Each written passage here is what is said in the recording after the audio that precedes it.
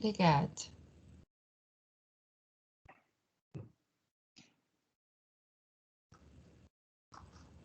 Boa tarde. Depois de um intervalo forçado, nós retomamos a sessão da tarde do dia 25 de maio de 2021, da primeira turma ordinária, terceira Câmara, terceira sessão.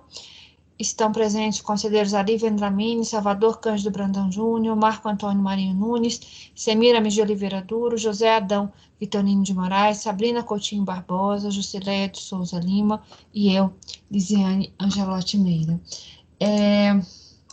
Nós vamos dar continuidade ao relatório, agora passar o voto do item 34, do item 35, cujo recorrente é o município de Angra dos Reis, de relatoria doutora Ari. Doutora Ari, por favor, pode continuar.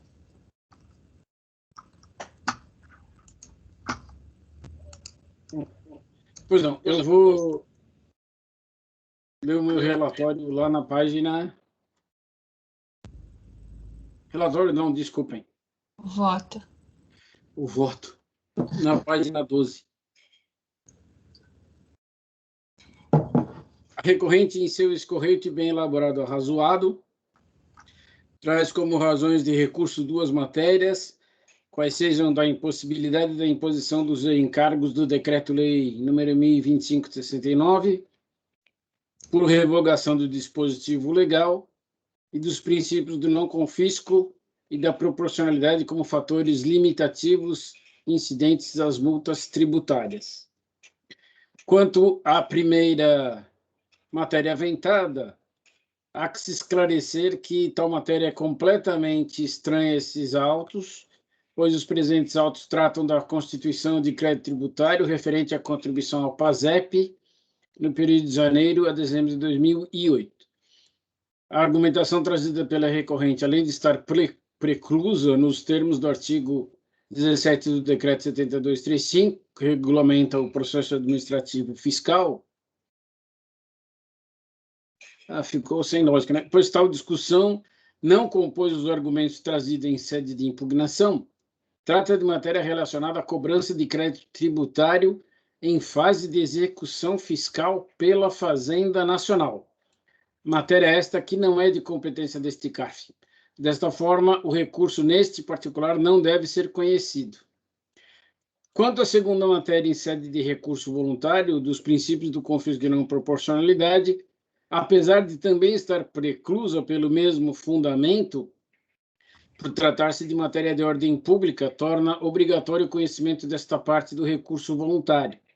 Alega a recorrente que a multa imposta é extremamente gravosa e, por tal razão, fere os princípios constitucionais do não confisco, da razoabilidade e da proporcionalidade. Aí eu uso a súmula CARF número 2, que não cabe ao CARF discutir matérias de constitucionalidade. Por derradeiro, a recorrente, em seu pedido final, pugna pela anulação do auto de infração e o consequente cancelamento do débito fiscal. Não há nos autos motivos que ensejam a anulação do auto de infração e o consequente cancelamento do crédito por ele formalizado. Há uma que não ocorreram as razões de nulidade impostas pelo artigo 59 do Decreto 7235, há duas que o lançamento tributário não incorreu em nenhuma irregularidade, pois preencheu os requisitos exigidos pelo artigo 10 do mesmo diploma legal. Neste diapasão, nego o provimento ao recurso neste quesito. Por todo exposto, conheço em parte o recurso voluntário e na parte conhecida, nego o provimento. É o meu voto, presidente. Muito obrigada, doutora Ari. Podemos passar à votação? Doutor Salvador? Acompanho. Obrigada. Eu, na verdade, não conheceria a parte do confisco também, né? Mas acho que ele colocou como ele concluiu aqui, conheço em parte, acho que está concluído, tá incluído ali, eu acompanho o relator. Ok, obrigada. Doutor Marco Antônio? Acompanho o relator.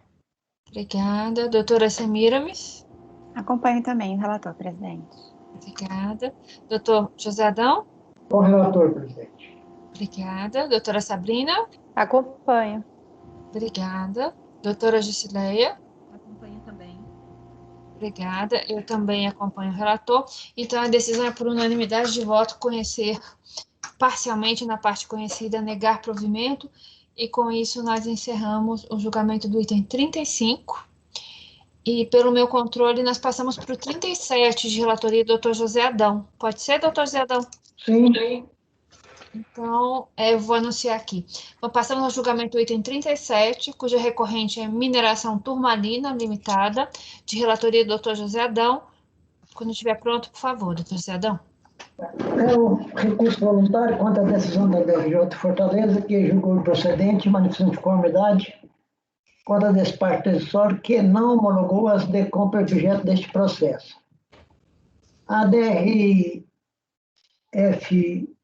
em Divinópolis não homologou as DECOMP sob o fundamento que, analisadas as informações relacionadas ao documento acima identificado, constatou-se que não há direito ao crédito pleiteado.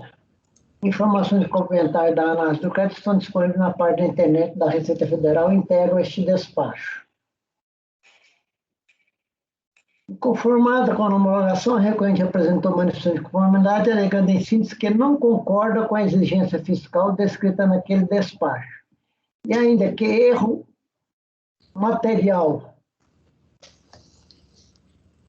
no preenchimento do PERDECOMP, no qual informou ressarcimento de crédito do mercado interno, quando o correto seria do mercado externo, não impede a Receita Federal de tomar conhecimento da origem correta do crédito e homologar a compensação.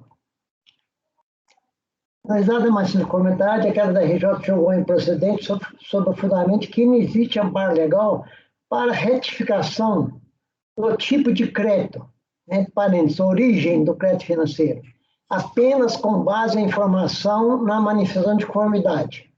Por se tratar de direito, mais frequentemente erro no critério jurídico e não de erro material, a retificação no preenchimento do PERDECOMP deve ser feita mediante a transmissão de um pedido eletrônico de cancelamento do errado e a transmissão de um novo com o dado correto por meio do próprio sistema PERDECOMP. Tomada dessa decisão, a recorrente depois de recurso voluntário, requerendo a reforma da decisão recorrida para que seja reconhecido o seu direito ao ressarcimento reclamado e homologadas DECOMP, e, eventualmente, caso assim não entenda, seja expressamente reconhecido o direito de transmitir novo PERDECOMP sem qualquer prejuízo prescricional. Para fundamentar seu recurso, a lei corretista trata somente do seu direito, que não pode ser desconsiderado em detrimento de erro no preenchimento do PERDECOMP. O pedido foi respaldado na documentação correta, a manifestação de conformidade foi apresentada com todas as provas do seu direito ao ressarcimento / compensação do valor declarado / compensado. Impossível invocar-se qualquer fundamento impeditivo ao conhecimento da matéria. Assim, não há qualquer impedimento do direito creditório a ser reconhecido no recurso voluntário. Como é o relatório? Uma pergunta? A DRF não homologou as DECOMP sob o fundamento da inexistência do crédito financeiro declarado / compensado. No PERDECOMP, o contribuinte informou crédito da COFINS vinculado ao mercado interno, nos termos do artigo 17 da lei número 11.033/2004. A DRJ manteve a homologação do DECOMP sob o mesmo fundamento. O contribuinte alegou erro no preenchimento do PERDECOMP, no qual declarou o crédito vinculado ao mercado interno, quando o correto seria do mercado externo. As autoridades administrativas julgadoras não têm competência para retificar e ou sanear PERDECOMP. A retificação deve ser formalizada pelo contribuinte por meio do programa PERDECOMP, nos casos admitidos, cuja análise é de competência da unidade da Receita de Jurisdição do contribuinte. A Instituição Normativa 1300/2002, que trata do PERDECOMP, assim dispõe. Artigo 93. A desistência do pedido de restrição, do pedido de ressarcimento, do reembolso, de compensação, poderá ser requerida pelo sujeito passivo mediante a apresentação à RFB do pedido de cancelamento gerado a partir do programa PERDECOMP, ou, na hipótese de ação de formulário, mediante a apresentação de requerimento da Receita, o qual somente será deferido caso o pedido ou compensação se encontra pendente de decisão administrativa a data da apresentação do pedido de cancelamento do requerimento. Parágrafo único. O cancelamento do pedido de rescisão do pedido de ressarcimento, do pedido de reembolso da DECOMP será indeferido quando formalizado depois da intimação para apresentar de documentos comprobatórios. Conforme demonstrado nos autos, o contribuinte transmitiu o PERDECOMP informando crédito de confis decorrente de operações no mercado interno, nos termos do artigo 17 da Lei 11.033, 2004. Quando correto, segundo sua alegação, seu crédito decorrente de operações no mercado externo, nos termos do artigo 6º da Lei 10.833, 2003. A autoridade administrativa de Nilópolis analisou o PERDECOMP, levando-se em conta os dados e os valores declarados, inclusive o direito ao recebimento de baixa compensação de conformidade com a natureza dos créditos declarada no pedido de ressarcimento. Assim, intimado do indeferimento do PER e da não homologação das DECOMP, sob fundamento de existência do ressarcimento declarado da compensado, apurado de conformidade com os dados declarados do PERDECOMP, caberia ao contribuinte ter solicitado seu cancelamento e ter transmitido um novo pedido com os dados corretos. Contudo, não o fez, optando por requerer o seu saneamento mediante recursos, manifestação de conformidade e recurso voluntário às autoridades julgadoras. Conforme demonstrado anteriormente, o PERDECOMP preenchido com erro na informação do tipo origem do crédito financeiro não pode ser retificado nem saneado pelas autoridades julgadoras. A correção deve ser feita pelo próprio contribuinte mediante a transmissão de pedido eletrônico de cancelamento do PERDECOMP transmitido com erro e a transmissão de um novo com a informação correta. Assim, nesta fase recursal, não há como se proceder à retificação e ou o saneamento do PERDECOMP para reconhecer o direito do contribuinte ao recebimento declarado barra compensado. Já o pedido para que seja expressamente reconhecido o seu direito à transmissão de um novo PERDECOMP sem qualquer prescricional carece de fundamentação legal. E, finalmente, quanto à conversão do julgamento em urgência para que a autoridade fiscal verifique a existência dos créditos reclamados, nos pedidos de restituição, ressarcimento e compensação de crédito financeiro contra a fazenda, onde provar a certeza de liquidez do valor pertinente do requerente, não do fisco. Aí cita aí o decreto, o PAF, a lei 13.105, sobre provas. Assim, não cabe a vigência solicitada também. Então, eu faço desse posicionamento provimento ao recurso voluntário. É meu voto, senhor presidente. Muito obrigada. Podemos votar? Vamos lá. Doutor Ari, por favor. Como relator. Muito obrigada. Doutor Salvador? Acompanho. Obrigada. Doutor Marco Antônio? Também acompanho. Obrigada. Doutora Semiramis? Acompanhe, presidente. Obrigada. Doutora Sabrina? Acompanho. Obrigada. Doutora Jusileia? Acompanho. Obrigada, eu também acompanho. Então, a decisão é por unanimidade de votos no item 37, negar provimento ao recurso voluntário.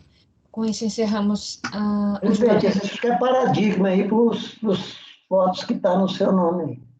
38 para frente. Isso, nós encerramos a votação e o julgamento do item 37, e o resultado, ele é replicado, porque esse é um paradigma, dos itens 38 a 42. Agora sim, obrigada, Zadão. E passamos agora ao outro paradigma, que é o item 43. Podemos passar para ele, doutor Adão? José Adão, posso iniciar? Então, nós passamos ao julgamento do item 43, cuja recorrente é mineração Turmalina Limitada, também de relatoria do doutor José Adão. Por favor, doutor. Um minutinho só, presidente. Agora sim.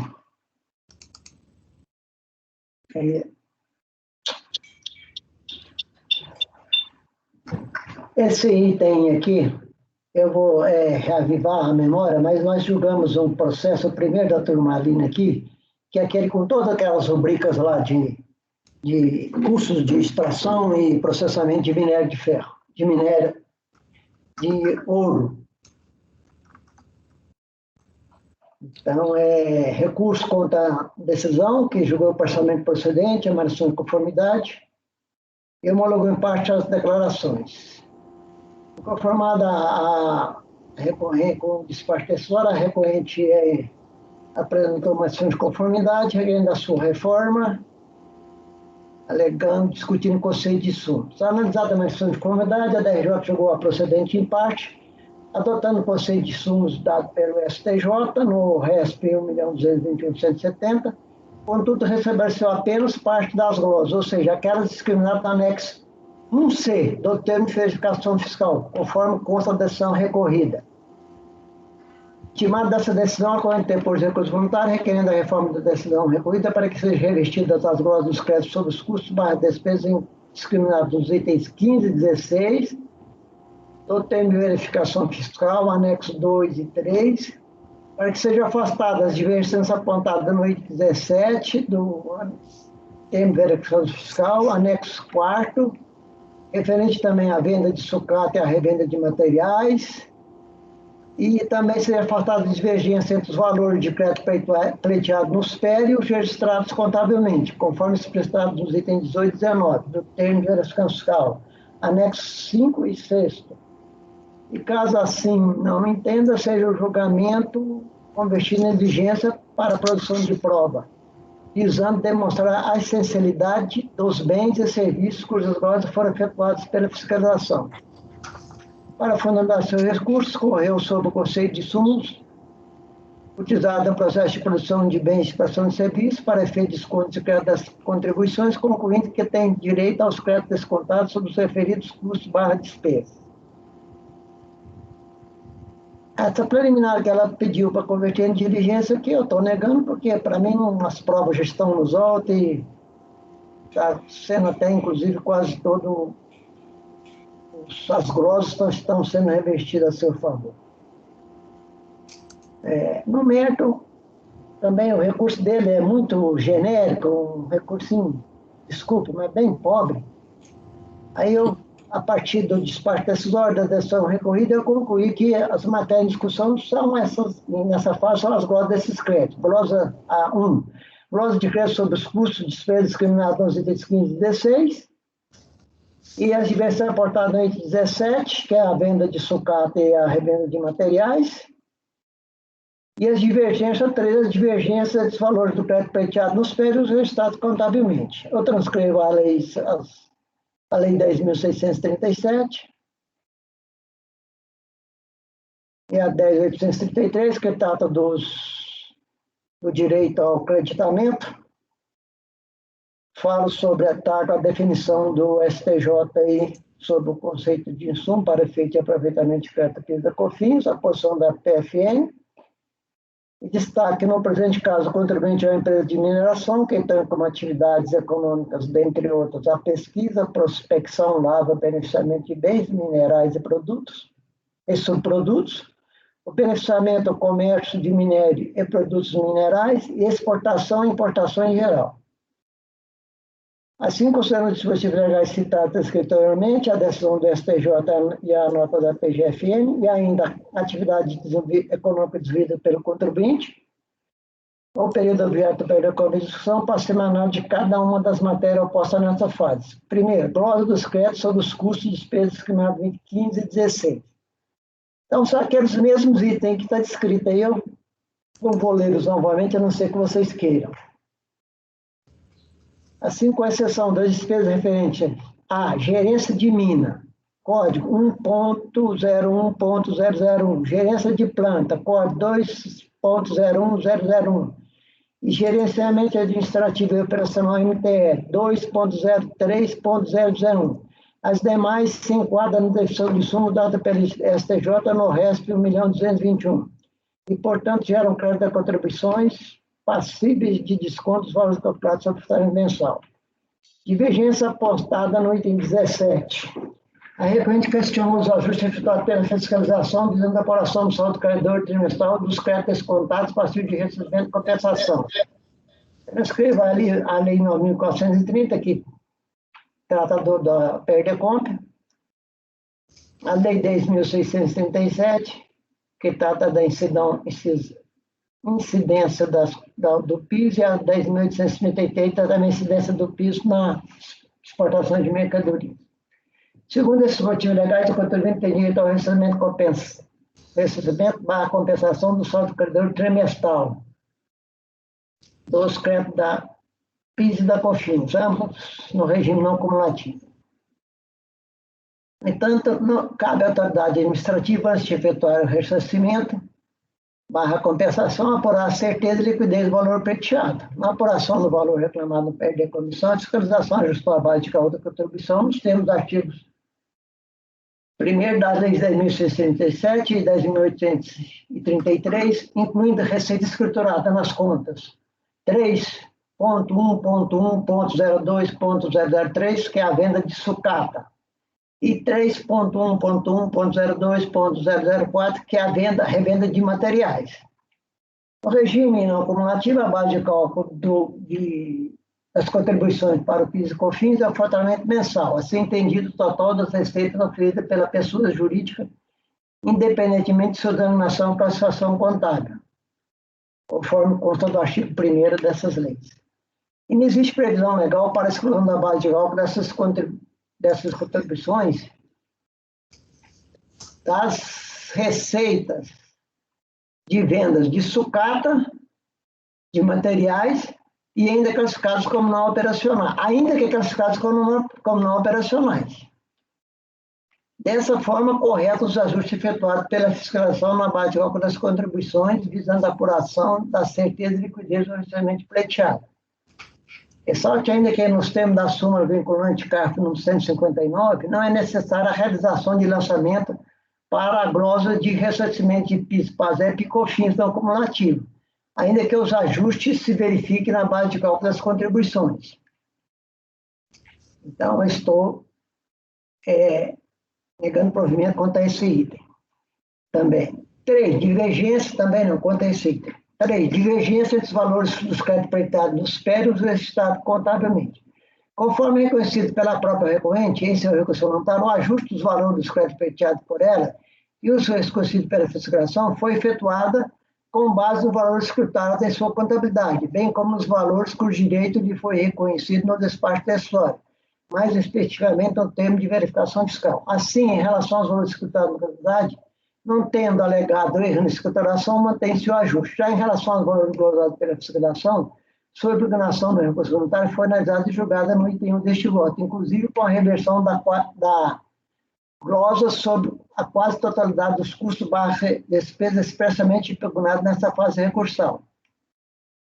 Em fase do exposto, rejeita o pedido de diligência e no método do provimento para seu recurso voluntário, apenas para reconhecer o direito do contribuinte, descontar crédito sobre os custos barra despesas incorridos com 1.0201, lavra A, perfuração, 1.0203, lavra A, transporte material, 1.2004, lavra A, sistema de contenção, sistema de contenção, 1.02005, lavra sistema de contenção, 1.03001, desenvolvimento perfuração, 1.04001, bombeamento, 1.04.002, ventilação secundária, 1.04003, serviços auxiliares, 1.0404, compressores,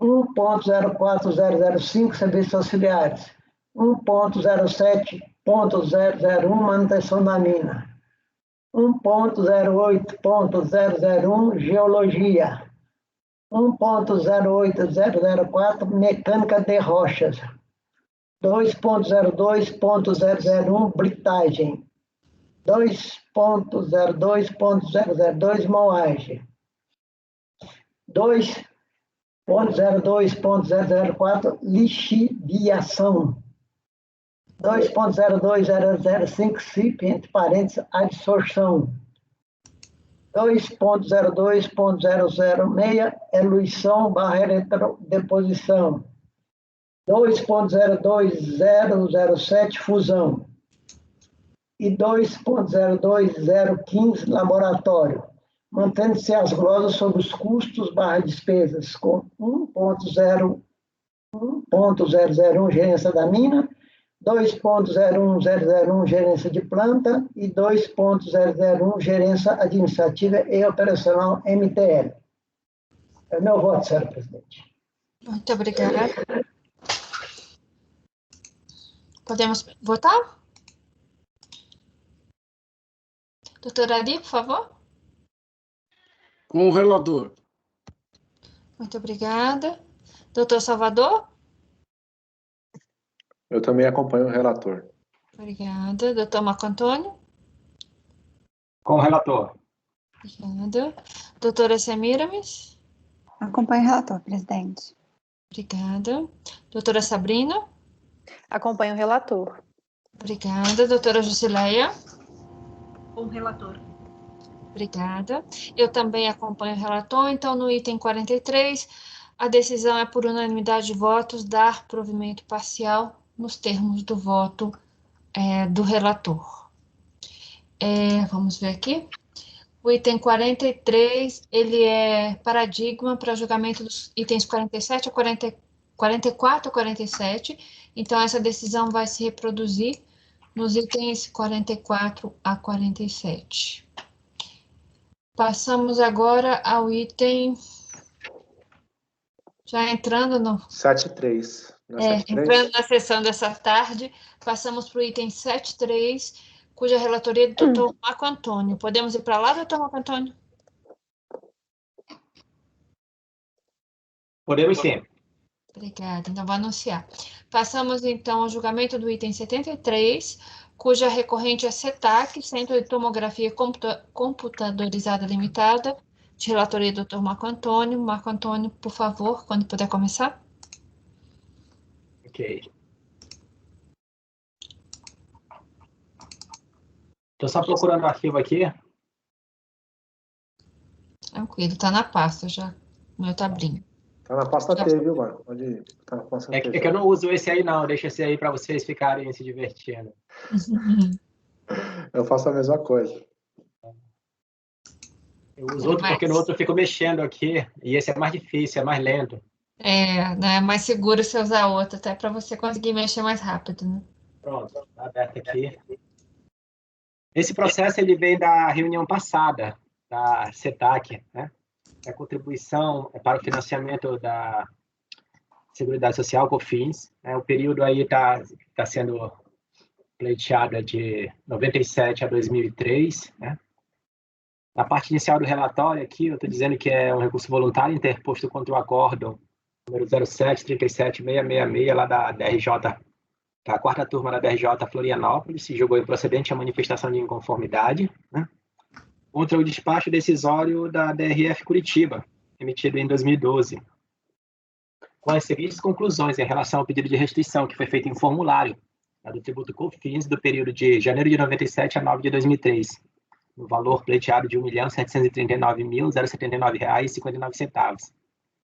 Aqui resolvo indeferir o pedido de restituição de folha 1 na parte conexa com os valores recolhidos anteriormente a 8/6/2000, pois o direito de pleitear tais valores já estava prescrito antes da data da protocolização do presente processo, e não tomar conhecimento do pedido de restituição conexo com os valores recolhidos após essa data, 8/6/2000, uma vez que o mesmo foi protocolizado em desacordo com as normas administrativas vigentes e de acordo com a legislação vigente à época do seu protocolo, considerando como não formulado. Então, parou tudo na preliminar. No despacho decisório, né, uma parte estaria ali fora do prazo de 5 anos para pleitear a restituição, que é até 8/6/2000, esse é o prazo. Antes disso, não poderia, o prazo estaria expirado. E para o prazo após essa data, né, para os pedidos, para os pagamentos após essa data, 8/6/2000, né, o pedido foi feito em desacordo com o PERDECOMP, foi apresentado formulário, então considerou não formulado, parou nessa preliminar. No despacho decisório também, foi colocado que colocado uma observação apenas como esclarecimento, que há um mérito em que o fundamento usado para o pedido, né, isenção da COFINS para as sociedades civis, né, sociedades, teria sido revogada, né, por uma lei lá de 96. Deixa eu verificar aqui, eu não sei decorar o número dessa lei. É a 9430. 9430, artigo 56. Então, foi colocado isso no despacho decisório. No recurso voluntário, o que a DRJ, é claro, ela manteve isso, né? E no recurso voluntário, a recorrente, ela, além de contestar toda essa decisão, trouxe aos autos informação de que haveria uma ação judicial em favor dela, né? Justamente concedendo essa isenção da COFINS. Né? Então, no recurso voluntário, já teve uma informação adicional de que teria uma ação da parte recorrente, onde teria uma decisão transitada em julgado para reconhecer essa isenção, com base lá na Lei Complementar 70 de 91, né? E que essa Lei 9.430 não teria revogado essa isenção, por conta ali da questão de não ser lei complementar. O meu voto foi por, no caso, me ater a essas preliminares, né? Tanto essa parte aí de que já estaria prescrito o direito de pleitear restituição após 5 anos, né? E também em relação à forma de apresentação. E não conhecer dessa parte aí do mérito da isenção por conta da concomitância. Mas a turma, né, na reunião passada, ficou colocou uma dúvida de que seria o caso, se seria o caso de reconhecer a concomitância em relação a tudo, né? Simplesmente considerar concomitante toda essa questão, e eu fiquei nessa dúvida até então. Não sei se vocês estão lembrando, é lógico que tem uma nova composição aqui, tem a doutora Sabrina e a Jusileia, e o doutor Ari também não estava, né, na época, mas o que aconteceu foi isso. No pedido, ele não informa que ele detinha ação judicial, até porque se ele informasse, ele teria que cumprir aqueles requisitos, apresentar o pedido apenas após o trânsito em julgado, apresentar as peças da ação judicial, né? Tem todo um requisito normativo para pleitear crédito reconhecido por decisão judicial transitória em julgado. O pedido dele não foi feito dessa forma, foi feito apenas com base, né, na legislação que ele entendia que ele amparava.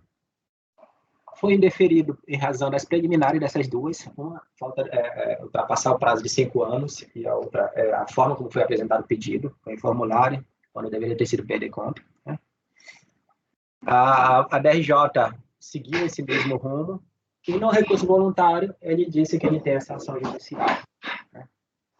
Então, o caminho que eu adotei foi, já que estava aqui em litígio, essa questão aí das preliminares, estava em litígio apenas o questionamento preliminar, seria, então, analisar, e na primeira preliminar de 5 anos aí tem uma súmula do CARF que diz que para os pedidos de restituição pleiteada administrativamente antes de 9 de junho de 2005, né, o prazo seria de 10 anos, então teria ampliado aí esse prazo para ele, né?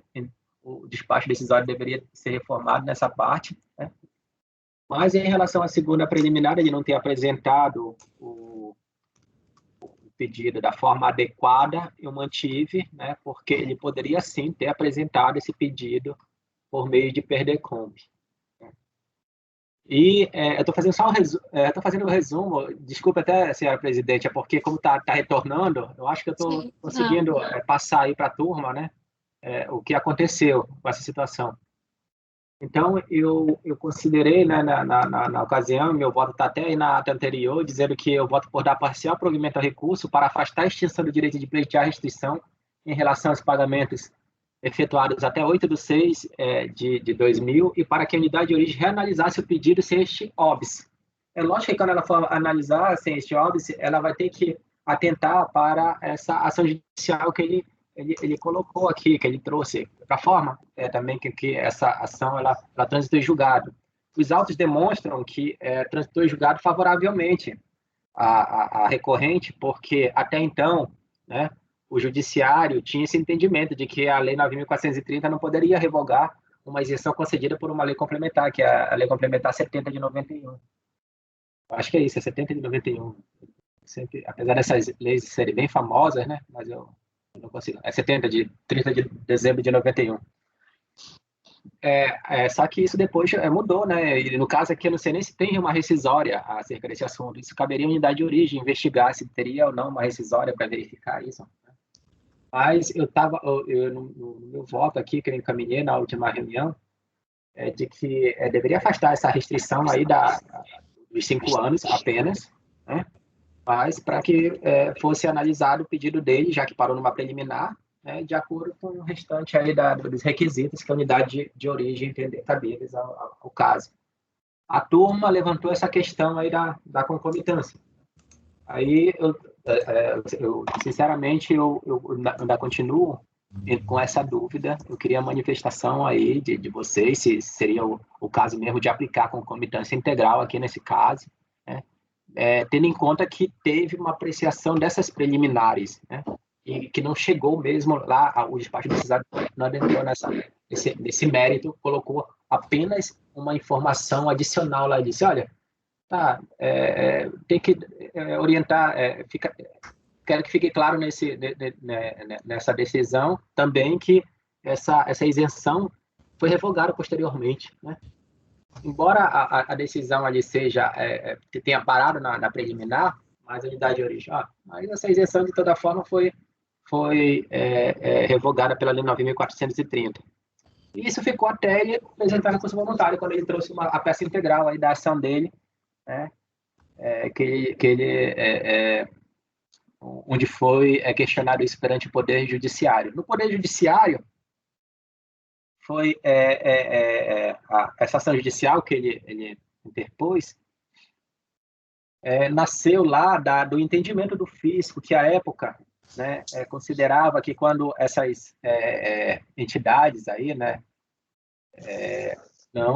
não teriam isenção da COFINS quando elas adotassem uma sistemática de tributação com base no lucro presumido ou arbitrado. Então tinha esse questionamento e a ação judicial foi para combater isso. Tem acho que é um ato declaratório da Receita. Aí o questionamento chegou nesse ponto. Na primeira instância, o juiz disse, olha, independentemente, eu devo ter colocado aqui todas essas peças, eu fiz aqui na folha 11, a sentença diz assim, julgo procedente o pedido para fins de declarar que o autor tinha direito de beneficiar-se da isenção da COFINS durante o lapso temporal compreendido entre a edição da Lei 70 de 91 e dezembro de 97, quando passou a vigorar o artigo 56 da Lei 9.430, independente do regime de tributação da renda que tenha adotado, já que este não se configurava como um dos requisitos indispensáveis para o gozo do benefício. Então, não nasceu justamente para questionar a revogação dessa isenção por meio da Lei 9.430, mas sim pela sistemática de tributação que ele estava adotando, né?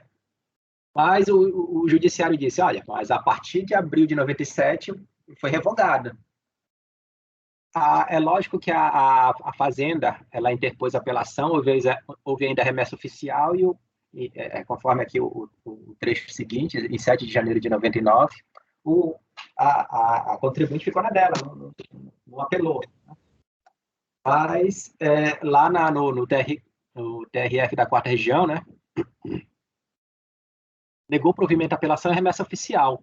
Aí, em 25 de 9 de 2000, a contribuinte interpôs embargo e declaração, foram improvidos. Em 18 de 10 de 2000, a Fazenda Nacional entrou com recurso especial, foi admitido. Aí, depois isso foi jogado para a ação judicial. Já após o TRF, isso teve agravo de instrumento, contra o despacho que não admitiu, recurso extraordinário, aqui. Aí, em 13 de 11 de 2002, foi exarada a decisão em relação aos recursos especiais das partes, que negou o provimento do recurso da Fazenda Nacional e deu provimento do recurso do contribuinte. Aí, aqui é que veio a decisão favorável a ele. Considerar as sociedades civis isentas da COFINS, nos termos do artigo 6º, 2 da Lei Complementar 70 de 91, e destacando que a revogação dessa isenção só poderia ter sido veiculada por outra lei complementar. Então, até aqui, ele não tinha essa decisão judicial. A partir daqui, ele teve. E como isso foi jogado lá, tem uma manifestação, né? Eu coloquei isso tudo no voto para provar aqui que tem o mérito lá dessa questão, desse pedido de restituição foi para o judiciário, mas que antes do recurso voluntário, nada disso estava nos autos, né? E por conta disso é que a discussão se limitou até então às preliminares, 5 anos, e a questão ali da forma como foi apresentado o pedido, por meio de formulário, indevidamente, né? E não pelo meio correto, que seria por meio dos perdecontas. Então, é isso que eu queria colocar, e a minha conclusão foi essa. Eu estou aqui aberto a sugestões, até porque foi por conta dessa polêmica aí que esse processo saiu, né, em vista. Estou tentando lembrar. Eu acho que é na sessão passada. total. Estou tentando falar o que eu falei na sessão passada, que aí provocou a polêmica. Acho que o Marcelo estava também conversando sobre isso. Que eu lembro que eu falei que ele fez um pedido administrativo sem nunca mencionar a ação judicial. Isso mesmo. Ele fez em 2000, quando ele não tinha nem trânsito julgado ainda. Se ele tivesse feito por conta de decisão judicial, ele tinha que fazer todo o processo de habilitação, com desistência de discussão lá no juízo, enfim. E também teve uma discussão sobre que isso aqui era uma ação declaratória, né? Que não é um título executivo, não teve isso. Que ele não poderia executar, que não sabia quais eram os termos da ação declaratória, se o juiz tinha dado para ele o poder de repetir o indébito ou não, ou se só tinha declarado que ele tinha o direito à isenção. Isso aqui é uma ação declaratória, tinha justamente essa polêmica aí, o doutor José Adão foi que colocou, que não caberia a repetição, mas aí essa questão aí tem uma polêmica se declaratória pode executar ou não. Isso tem sido aceito, mas se o juiz ele disse, olha, a isenção está mantida, você não paga mais PIS/COFINS, mas não tem nenhum pedido de repetição de débito, o juiz também não deu, não tem o que repetir, né? Então a repetição do débito dele seria mesmo na via administrativa, dizendo, olha, eu tenho uma decisão judicial dizendo que o PIS e a COFINS, quer dizer, a COFINS ela é isenta para a sociedade civil. Eu acho que o mérito em si, a gente ficou discutindo isso, né? O mérito em si, o lance da isenção, foi dado para o judiciário decidir se ele teria direito ou não. Agora, a repetição de débito ele fez no administrativo, não foi isso que a gente estava discutindo? Isso, ele fez esse pedido administrativo, tanto que lá na ação judicial ele só executou os honorários, né? Os honorários foram fixados lá em R$500, só isso que ele executou. E tem aí isso demonstrado na folha... Eu não sei se essas datas aqui estão corretas, Marcão, porque você coloca aqui que o trâmite no STF acabou em setembro de 2005, aí logo depois na página 11 está assim, 13/11/2002. É 2002 ou 2005? Você pode informar onde é que está esse... Está na página 11, final da página 11, depois vai para a página 12. Tá. Porque aí você fala que transitou em julgado o acórdão em 17 de fevereiro de 2000... Vamos lá, em 22 de junho de 2001, é esse parágrafo aí? 22 de junho de 2001, a contribuinte depois agravo de instrumento contra o despacho que inadmitiu o recurso extraordinário, né, autuado sob esse número aqui, e julgado prejudicado pelo STF, tendo decorrido o prazo para o recurso em 22 de nove de 2005. Então, isso aqui foi o trâmite no STF, né? Isso, né? No STF. Aí aqui no STJ foi prejudicado lá? No STJ foi julgado em 2002. Isso. Recurso especial. E aí transitou em julgado em 7 de junho de 2004, é isso? 7 de junho de 2004, isso mesmo. Entendi. 7 de junho de 2004. Porque um foi o trânsito num canto, outro foi no outro, né? Não, porque ele entrou com recurso extraordinário, que não foi admitido, né? Mas a discussão, ela teve um curso paralelo, né? Enquanto isso, no STJ. E o STJ, ele ganhou, né? Porque o STJ tinha até súmula na época, eu lembro dessa época. Isso mesmo. O STJ admitia.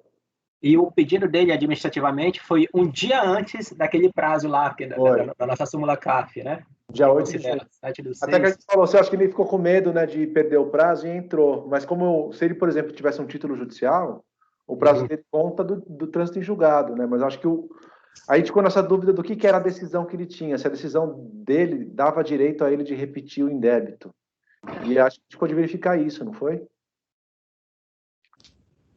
Na verdade, a discussão lá, pelo que eu entendi, a polêmica era se seria tudo concomitante ou se o meu voto aqui deveria prevalecer para analisar essa questão aí das preliminares. Então, vocês disseram, a presidente até falou, eu considero isso aí tudo concomitante, mas aí depois ficou ali um debate, né? Eu acho que eu falei também que eu considerava tudo concomitante. Mas eu não estou lembrando tudo que eu falei. E eu parti para a questão aí de analisar as preliminares, já levando em conta aí que essa parte aí da concomitância, a unidade de origem é que vai ver, né? Ela que vai ter que depois chamar, traz aí a tua porque a concomitância está na questão de fundo, né? Na isenção em si, né? Aqui, mas peraí, ele não está pedindo restituição se ele tem uma isenção, se o juiz diz para ele, você está isento, não tem que pagar, e ele chega na via administrativa e fala, eu paguei, quero de volta. Mas ele entrou antes. Ele entrou antes do trânsito em julgado. Mas ele está discutindo a isenção num lugar e a restituição no outro. Não tem concomitância. Então, é isso que eu estou pensando agora. Acho que o raciocínio do Marco está certo. Tem concomitância no mérito, na questão da isenção. Mas não na forma. Mas o pedido em si... Não é concomitante. Porque ele falou o seguinte, eu não tinha que pagar porque eu tenho uma decisão que diz que eu estou isento. Aí eu venho aqui e vou pedir de volta o dinheiro. Não tem concomitância. Eu considerei aqui a questão da isenção concomitante no meu voto, né? Mas apenas para dizer que a gente não aceita, porque ele trouxe isso já no recurso voluntário. Porque, na verdade, o litígio está instaurado em relação às preliminares, né? As preliminares de litígio ali. Eu acho... passou o tempo sem tempestivo ou não é isso? Se está precluso ou não. A unidade de origem vai ter que observar a decisão judicial de qualquer jeito, né? Para analisar a isenção. Aí a unidade de origem vai chegar assim, bom, você estava isento nessa época, você pagou? Paguei. Agora, estava no prazo de pedir? Sim, esses pagamentos são legais, estão na base, aí vai ter que obedecer a decisão judicial. Acho que a Seminunes queria não é concomitante. Eu acho. Né? Sim, Sam. Em relação à isenção, não importa se o argumento vem depois, né? A concomitância pode ser ação anterior ou ação depois, né? E a gente tem a obrigação de reconhecer a concomitância em relação ao mérito da isenção da COFINS aqui. Agora, as outras matérias que o Marco está tratando como preliminar não tem como serem concomitantes, porque são específicas do processo administrativo. Porque a decisão declaratória, ela não deu um comando condenatório, olha, você vai repetir daqui até aqui, com esse índice, né? Ela não deu isso. Então, o contribuinte se sujeita às normas administrativas. Dentre essas duas normas está a forma, que o Marco tratou como segunda preliminar, e o prazo, aplicando a súmula 91. Então, acho que o julgamento está perfeito até aí mesmo. Também, Agora, a gente tem que mencionar da concomitância, mesmo tendo sido argumento trazido em recurso, mesmo ele não tendo habilitado o crédito, e acho que aqui não difícil habilitar, até porque é uma declaratória, né? É uma declaratória. A gente não tem nada para ser executado na via administrativa. Então, o conhecimento de valores e a delimitação do período está vinculada ao que ele propôs aqui, né, no processo administrativo, justamente por não ter esse reflexo na ação judicial. Então, embora ele tenha trazido só em recurso, a gente tem que reconhecer a concomitância em relação ao mérito. Ainda que não esteja discutindo o mérito aqui, só as preliminares, acho que a gente tem que dizer que o mérito está vinculado a essa ação judicial, independente se depois ela foi cassada ou não, tá? Para a gente, o que importa é só a concomitância em si, né? Se ela foi depois objeto de ação rescisória, isso para a gente não importa, já é porque a concomitância já existe, exatamente. Então, a única coisa que eu queria colocar é isso, que a gente precisa referir a essa parte do mérito da isenção como vinculada ao desfecho da ação, e no resto, perfeito, o Marco julgou e está correto. Eu acho que está correto. Tem balizas no processo judicial, né? Eu acho que a nossa dúvida foi verificar mesmo os termos da declaratória. Eu até coloquei isso no meu voto, mas eu não coloquei de uma forma bonitinha, como vocês estão falando aí, né? Eu estou dizendo aqui, ó, eu estou aplicando a concomitância nesse parágrafo antes da conclusão aí, ó. Dizendo aqui, ó, sem o óbito se afastado nesse julgamento, considerando os termos em que transitou e julgado a discussão judicial acima mencionada, uma vez que no âmbito deste colegiado não há que se aplicar, há de se aplicar a súmula CARF número 1, o que diz respeito à isenção alegada. Isso é a concomitância, a súmula CARF, né? Mas eu posso colocar na conclusão aí, justamente porque eu aprecio essa questão aí dessa isenção que ele traz agora, digo que isso aí é tratado pela súmula CARF número 1, que diz respeito à concomitância. Posso colocar aqui na conclusão, conhecer apenas parcialmente do recurso, né, para dar parcial provimento na parte conhecida, lógico, afastar a extinção do direito de pleito à restituição em relação aos pagamentos efetuados, aí o resto é mantido. Concordo plenamente com o doutor Marco. Foi muito bem pensado mesmo, acho que é por aí. Com essa ressalva de conhecimento parcial, acho que fica mais claro ainda de que temos uma vinculação aí à ação judicial. Em momento algum, foi apreciado a certeza de liquidez dos valores reclamados, né? Então, acho que ele, se der provimento, tem que... Estou colocando isso, doutor José. A DRF tem que apreciar desde não só a partir do determinada data, mas desde o início do pedido. E outra coisa que fica pendente aí, que eu não sei como resolver, é que o pedido dele ele fez antes da ação judicial. Então, quando é um complicador. A DRF, quando decidiu corretamente. Por quê? Você não tem direito. Aí depois que veio a ação judicial, que ele passou a ter direito. Então, depois da ação judicial, que teria que ter feito o pedido. Errado. Acho que é desleal da parte do contribuinte, mas a súmula CARF número 1, ela fala que a causa de concomitância pode vir posterior. Não, a concomitância tudo bem. Posterior. Sim, a concomitância tudo bem, mas ele pediu antes. Depois que ele entrou na justiça. Não, aí não tem nenhum impedimento. Só que o pedido dele foi analisado sem essa informação, porque ele não tinha entrado na justiça. Então a decisão foi em cima disso daí, ó. Você não tem direito. Acho que é pior que isso, a ação dele é de 96. Ele já tinha ação judicial quando ele entrou com o pedido de restituição aqui na esfera administrativa. Ele não tinha uma decisão. Mas não tinha decisão. Aí, na época, realmente, ele tinha ação judicial. Aí se deferiu com qual fundamento? Que não pode repetir, compensar antes do trânsito em julgado. Não, foi prescrição. Não, falaram prescrição. A DRF não sabia da ação judicial. Ela falou assim, olha, você entrou com um pedido em 2005 para repetir fatos geradores de 97 até 2003... Eu só vou admitir até 2000. Não tinha conhecimento da ação judicial, né? Não. Só veio recurso voluntário. O indeferimento não foi motivado na ação judicial. A DRF deu 5 anos de prazo prescricional. E aí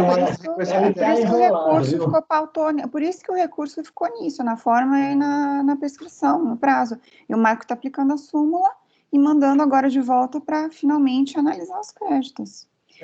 Para afastar essa preliminar e verificar o direito dele, em relação apenas a essa parcela que ele teve ampliado. Foi exatamente isso que o Marco fez no dispositivo. Corrigiu. Marcão, você está negando o direito dele a partir de 2000, né? Porque ele fez por papel, não é isso? Isso, porque ele fez por papel.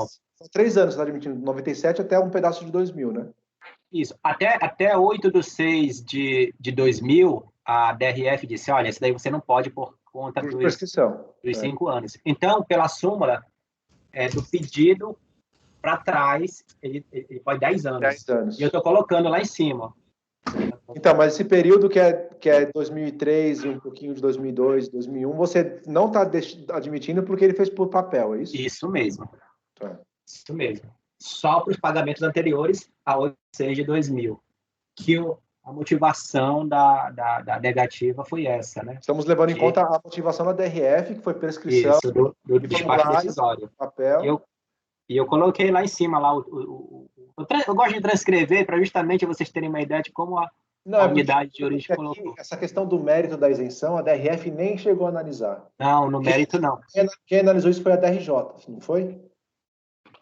A DRF, ela colocou apenas é como se fosse uma informação. Olha, mas mesmo assim, lá em 96, veio a Lei 9.430 e está revogada de direito. E a DRJ mas a conclusão ali, dispositivo, é por esses dois motivos.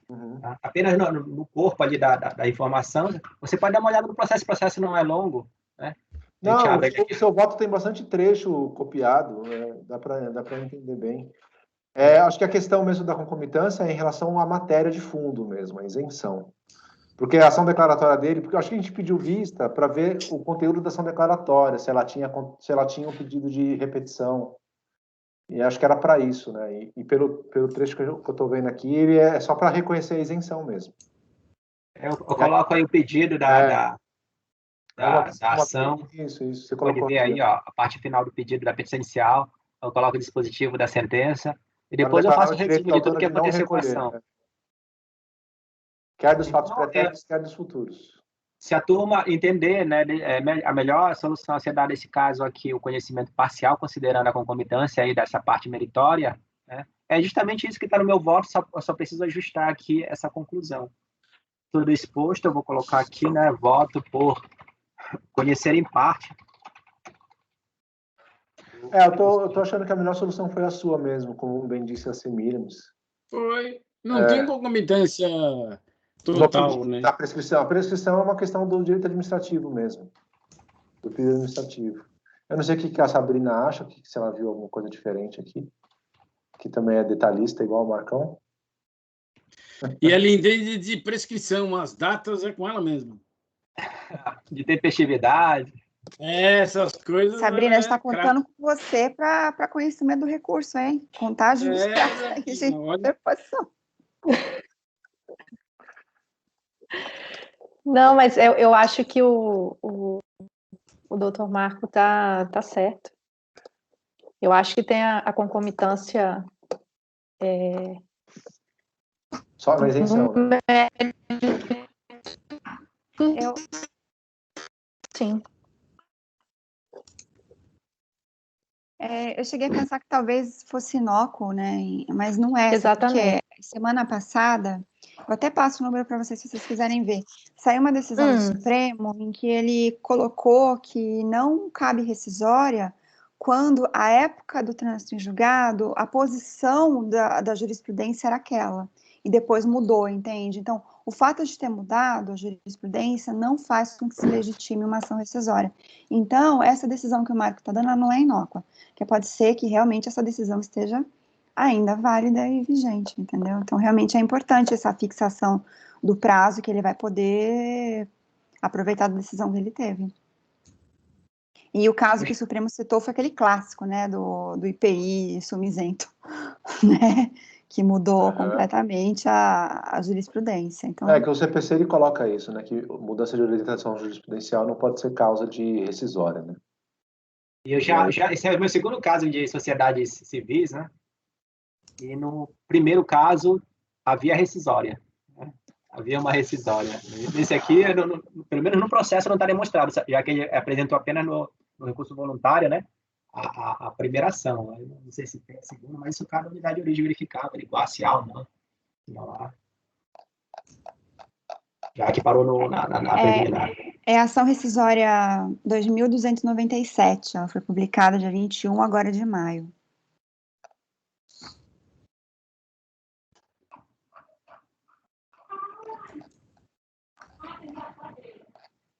Ementa.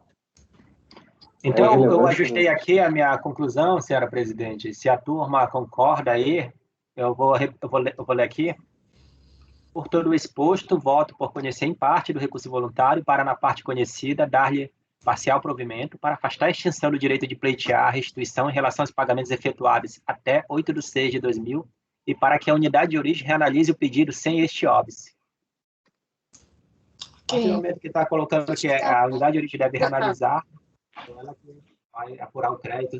Pode ser que ela detecte que algum pagamento não tenha sido realizado, isso já é com a unidade de origem. Porque essa apuração não foi feita. É isso mesmo, eu estou com a sentença aqui aberta, e ele julgou procedente a revogação ou não da isenção. Foi isso que ele julgou.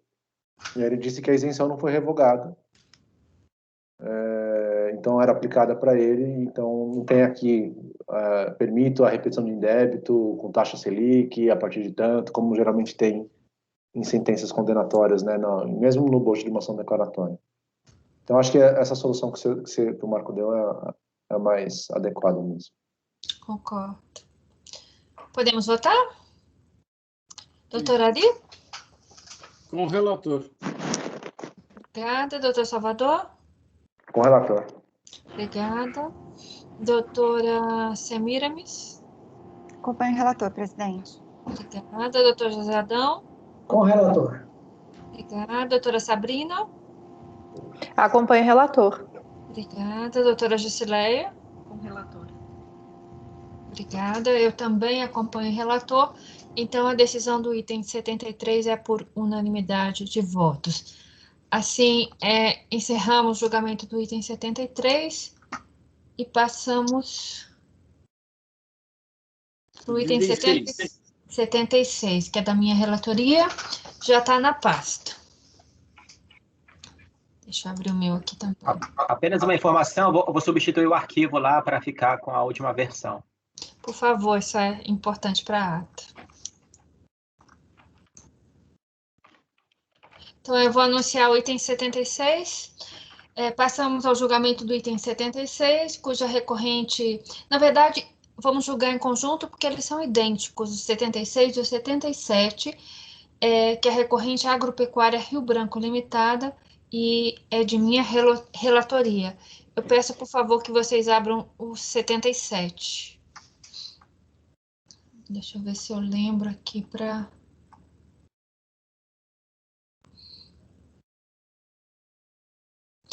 Ah, sim, é a questão da IN 600.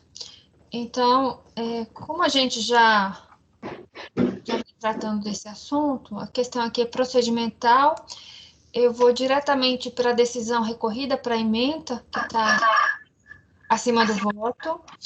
Então, na decisão recorrida, a decisão foi de improcedência, né, da manifestação de inconformidade.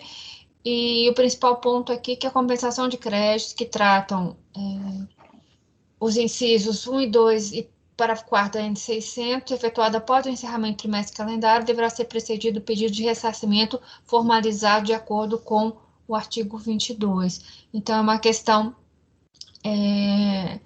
procedimental. Se todos estiverem de acordo, eu passo para o voto. Ok.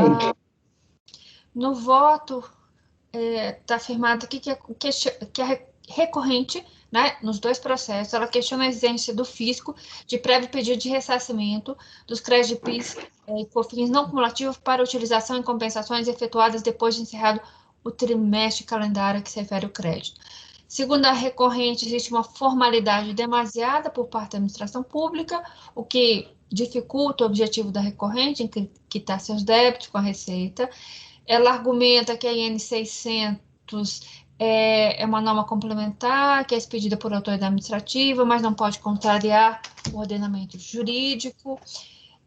Afirma que estabelecer no seu artigo 28, parágrafo 8º, procedimentos exageradamente formais dificultam o uso do crédito pela contribuinte para quitar seus débitos.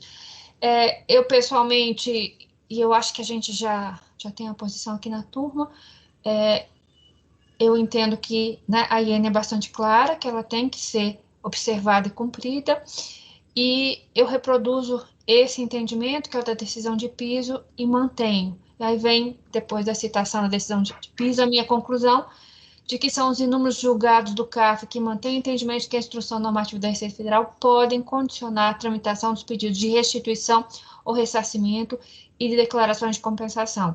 O entendimento tem por base o fundamento de que o artigo 170 do CTN estabelece que lei ordinária pode atribuir à autoridade administrativa a função de estabelecer condições e garantias para que as compensações de créditos tributários com créditos líquidos e certos vencidos ou vincendos do sujeito passivo contra a fazenda pública possam vir a ser realizados, e que essa atribuição está expressa no parágrafo 14 do artigo 74, 9.430. E aí eu cito também um acórdão no mesmo sentido, né? E eu concluo com uma proposta de negar provimento ao recurso voluntário.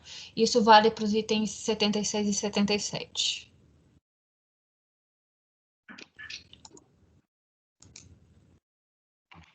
Podemos votar? Doutora Adi? Acompanhe. Obrigada. Doutor Salvador? Espera aí só um minutinho, presidente, por favor. Tá.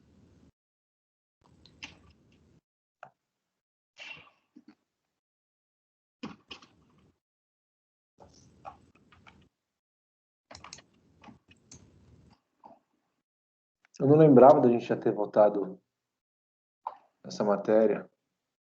Eu estava lendo aqui a IN, desculpa, tá? Fica à vontade. Eu acho que foi relatoria do Marcelo, não tenho certeza. Não, de que tem que ter um pedido de ressarcimento para poder vincular uma compensação, é isso, né? Isso. Não, tudo bem, acompanho. Mas pode rever, não é porque foi votado que não merece atenção.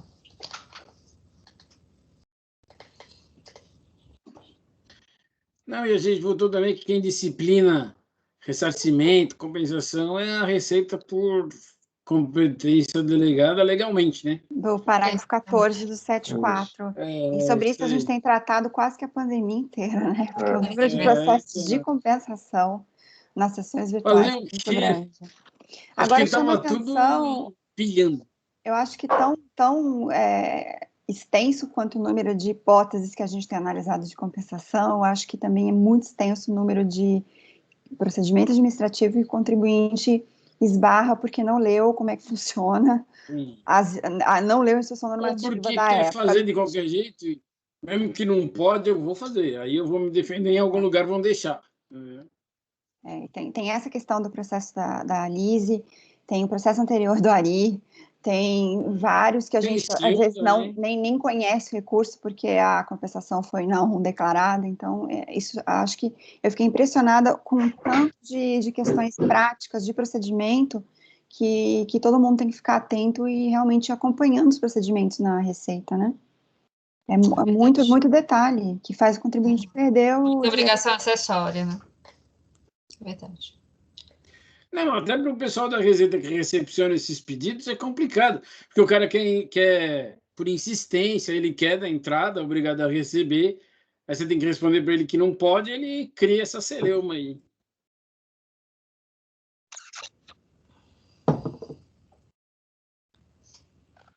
Eu não sei se vocês ouviram, mas eu falei acompanho, tá? Você falou? Desculpe, eu estava aguardando ainda, me desculpe. Eu estava te esperando. Pelo menos, com certeza. Eu só não entendi qual a tua dúvida. Qual foi a tua dúvida, doutor Salvador? Eu não lembrava da gente ter julgado isso aqui, de ter um pedido de ressarcimento prévio para associar um pedido de uma declaração de compensação. Eu só estava lendo a IN, só isso. Ok. Podemos continuar? Doutor Marco Antônio? Eu acompanho. Obrigada. Doutora Semiramis? Acompanhe, presidente. Obrigada. Doutor Josadão? Com a relatora, presidente. Obrigada. Doutora Sabrina? Acompanho. Obrigada. Doutora Jusileia? Acompanho. Então, nos itens 76 e 77, a decisão é por unanimidade de votos, negar provimento ao recurso voluntário. Passamos agora ao item 78. Vou abrir aqui também. Eu vou anunciá-lo já. O item 78, a recorrente Azevedo e Travassos S.A. e de minha relatoria. Vamos ver se eu lembro aqui qual que é o ponto. É procedimental também, mas... Peraí. Tá, mas é relativo à concomitância.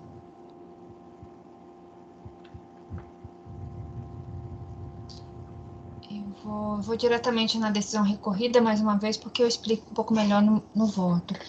Então, a decisão do DRJ foi pela improcedência da manifestação, porque ela entendeu que é vedada a compensação de crédito de direito passivo para a Companhia Nacional de discussão judicial antes do trânsito julgado. Então, aqui, o ponto é esse, ela tem uma decisão favorável, mas ela efetuou a compensação antes do trânsito em julgado.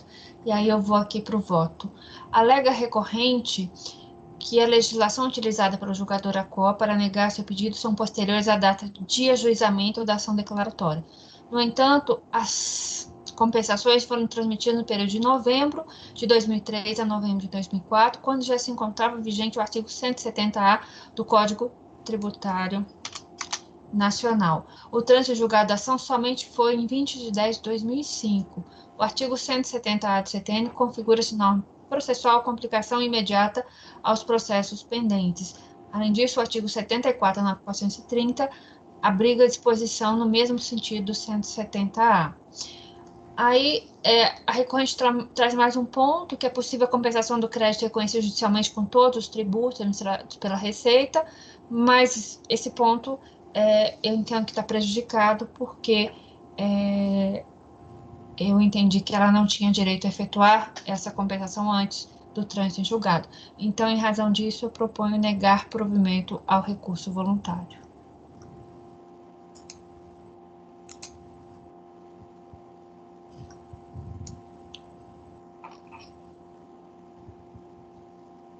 A ação é de 95, né? Que eu vi aqui. Essa ação ordinária é de 95. Porque eu achei bem longo o prazo, né? De 89. Fato gerador de 89 até 91. E ela E pediu social. 2003, 2004. Tranquilo? Podemos votar? Doutora Ari? Acompanhe. Muito obrigada. Doutor Salvador? Acompanha também. Obrigada. Doutor Marco Antônio? Também acompanho. Obrigada. Doutor José Adão? Acompanhe. Pulou Semíramis. Oi, desculpe, eu estou acostumado com você mais no final, Semi.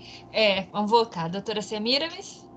Acompanhe, presidente. A senhora pode me botar para o final de novo. Não, pode é só ato falho.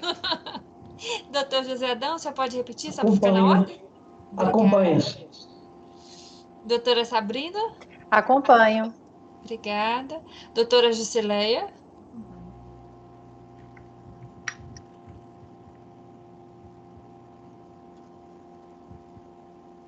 Doutora Jusileia? A senhora está pensando? Não, Desculpa. Respondi, acompanho.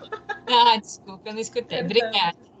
Então, a decisão é por unanimidade de votos, negar provimento ao recurso voluntário, esse é o item 78.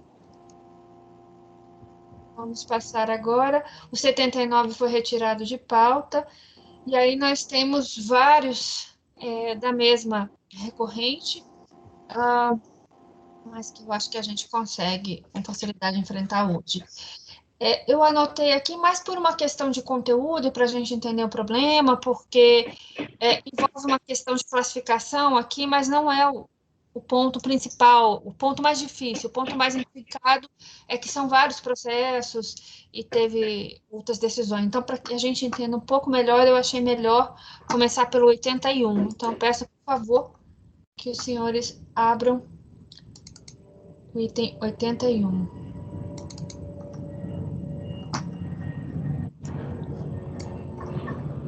Deixa eu ver se eu lembro um pouco os detalhes.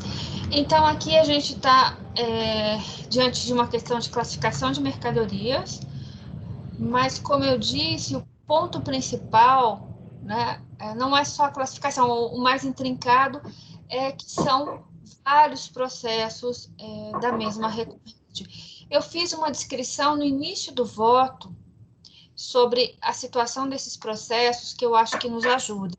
Então, eu proponho que a gente vá para o meu voto. No voto, eu indico quais são os processos que nós vamos julgar nessa sessão, que são esses 5. E indico também que já existem 2 que estão aqui, que tiveram julgamento favorável à recorrente, né? E aí eu vou ler essa parte, porque ajuda a gente a entender. Para que tenhamos uma visão completa dos processos que vamos julgar, retomo alguns trechos do relatório da decisão de piso. Foi lavrado o auto de infração, abrangendo o ano... Desculpe, José Adão, sim? Tá Eu sem... não estou achando o seu processo na sua caixa, o número 81. É que tem uma específica do INCOR. Ah, uma parte específica, né? Desculpe. Desculpe. Agora eu vi lá em cima. Desculpe. Obrigado. Posso? Sim, pode continuar, por favor. Então, Zé Adão, eu estou aqui na primeira página do voto, no finalzinho da página. Ok. Então, foi lavrado o auto de infração, abrangendo o ano de 2004, processo número tal, que é um dos processos julgados aqui, porque o contribuinte teria utilizado de classificação fiscal incorreta com alíquota inferior na saída de bombas hidráulicas de sua fabricação, reduzindo assim o IPI destacado nas notas fiscais de saída. A DRJ Recife julgou parcialmente favorável ao contribuinte porque considerou que o autuante não levou em conta os créditos de IPI, mas tão somente os débitos. Contudo, a classificação adotada pela fiscalização foi considerada correta, razão pela qual a impugnação foi julgada procedente em parte. O contribuinte apresentou recurso voluntário, que vai ser julgado nessa sessão, mas não é esse aqui. Tendo em vista a decisão da DRJ nesse processo, com final 84, que não é este, a unidade de origem lavrou um novo auto de infração de final 79, muito próximo do limite, mas ainda dentro do prazo decadencial, alinhando-se na íntegra com o entendimento da DRJ de Recife. A DRJ de Belém julgou este também favorável ao contribuinte por entender que houve uma revisão de ofício que não se enquadraria em nenhuma das hipóteses previstas no CTN. Além do que, se a matéria já tivesse sido apreciada no contexto administrativo, não poderia haver nova análise por seguinte revisão do lançamento sobre o mesmo fundamento. Então, esse final 79 foi procedente para a recorrente. Alheio a tudo isso, por ser anterior à decisão da DRJ Recife sobre o primeiro lançamento, a DEFIS Rio de Janeiro, por meio de outra autoridade fiscal, lavrou auto de infração com final 87, relativo a 2005 e 2006, com o mesmo argumento, ou seja, falta de lançamento das notas fiscais e é esse que a gente está julgando aqui. Em relação ao processo com final 27, cumpre mencionar que a sua impugnação foi julgada procedente pela DRJ Recife, porque que a sua impugnação foi julgada procedente pela DRJ Recife, porque o auto de infração foi lavrado para complementar o lançamento do processo final 79, já julgado improcedente. Dessa forma, o presente processo, em termos de mérito, versa especificamente sobre. Então, toda essa introdução para a gente entender um pouco, a gente vai voltar a esses pontos, mas também para deixar claro que o presente processo ele não tem relação com esses, né, que tiveram decisão favorável à recorrente. Bom, nesse processo, a recorrente alega o seguinte: preliminar de nulidade, ela discute a classificação fiscal, ela questiona a aplicação de multa e ela apresenta pedido de perícia. Em relação à nulidade, eu tenho aqui alguns parágrafos escritos. Deixa eu ver o que eu disse.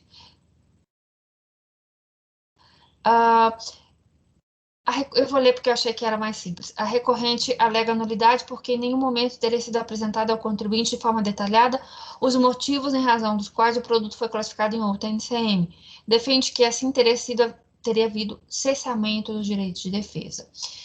E aí eu observo que no termo de constatação, que está nas folhas 1690 e seguintes, é bastante minucioso, que ele indica de modo detalhado os fundamentos, a base legal e as regras aplicadas na classificação.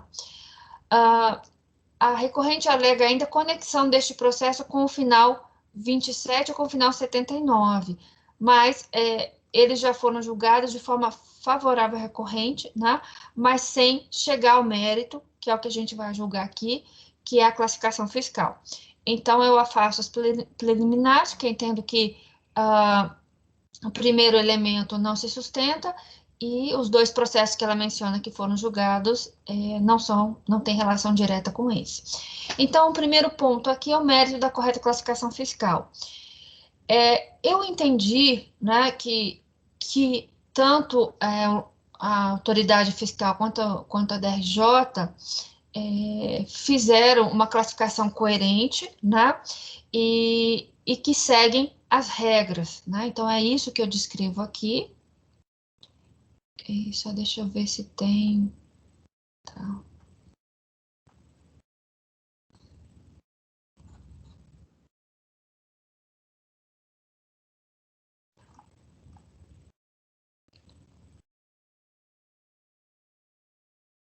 Deixa eu ver se tem alguma coisa para comentar aqui. Mas, basicamente, ela explica como foi feita.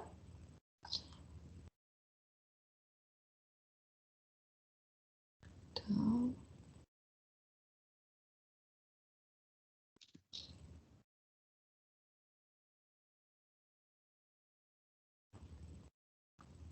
Tá. Basicamente isso. Então, eu mantenho o entendimento quanto à classificação da decisão recorrida. Se vocês não acharem necessário, eu não vou ler, mas basicamente está aplicando a regra, o sistema harmonizado e a NESH.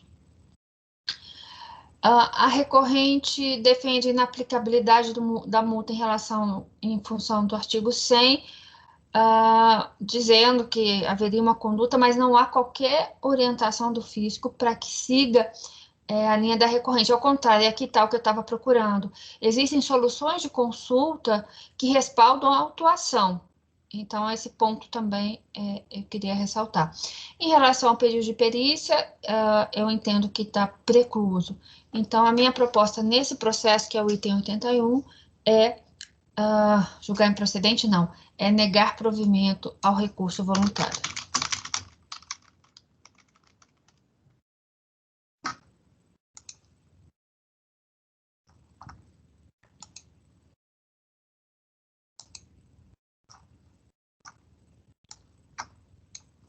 Então, me parece que o problema que existiu aqui foi uma questão procedimental, né? Uma decisão favorável ao contribuinte e um segundo lançamento que foi considerado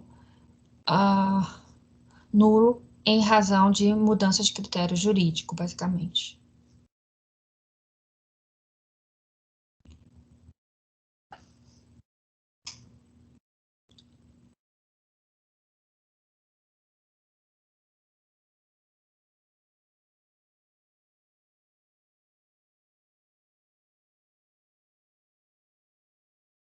Ari, você estiver falando alguma coisa, está sem microfone. Não estou falando nada, não. Eu ia perguntar se foi declarado nulo, você acabou de falar.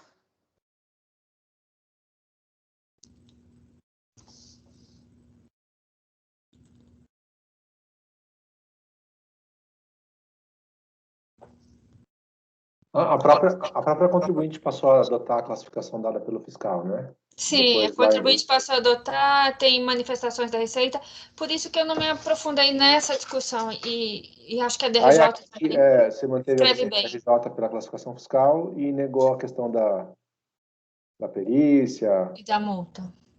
Tá. A da multa ele estava discutindo o quê? Era multa sobre juros? Não. Não, ele disse que não se aplicava essa multa, não, essa multa especificamente, porque era o artigo 100 do CTN, ele seguiu a orientação da Receita, mas não havia, né? Tá bom.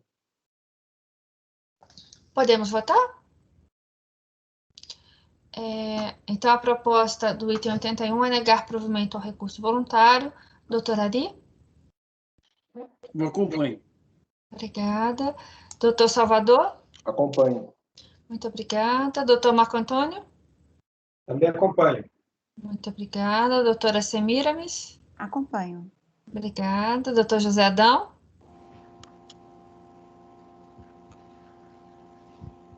Acompanho. Muito obrigada. Doutora Sabrina? Acompanho. Obrigada. Doutora Jusileia? Acompanha? Acho que seu microfone está um pouquinho fraco. Tá. Acompanho, perdão. Vou falar mais alto, perdão. Obrigada. Então, a decisão em relação ao item 81 é por unanimidade de votos negar provimento ao recurso voluntário. Minha proposta agora é passar para o item 80, que é muito parecido. Na verdade, ele apenas tem uns itens a menos, Pelo que eu entendi, ele só não tem a questão da multa, né? É muito parecido, é a mesma coisa. Então, tem a questão processual, que eu acho que já está, né, mais ou menos especificada, e aí aqui ele traz a mesma preliminar de nulidade, discute o mérito, né, que é a classificação fiscal, e pede perícia. E da mesma forma que no anterior, a minha proposta é negar provimento em todos os itens. Eu até risquei aqui na aplicabilidade, só para lembrar o que não tinha.